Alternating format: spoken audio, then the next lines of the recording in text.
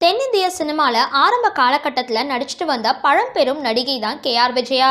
1963ஆம் ஆண்டு கற்பகம் அப்படின்ற தமிழ் திரைப்படத்துல கதாநாயகியா அறிமுகமான இவங்களுக்கு முதல் படமே பெரிய வெற்றியை தேடி தந்திருந்தது.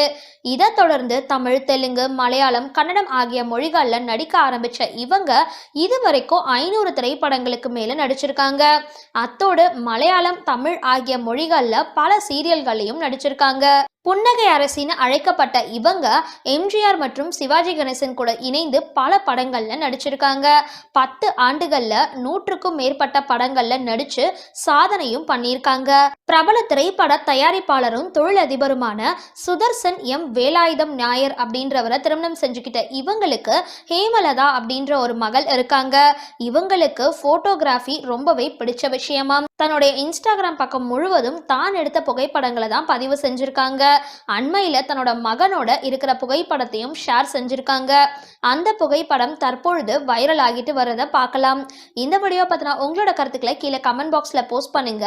வீடியோ பிடிச்சிருந்தா லைக் பண்ணுங்க, ஷேர் பண்ணுங்க. மறக்காம டிபி காபி சேனலை சப்ஸ்கிரைப் பண்ணுங்க.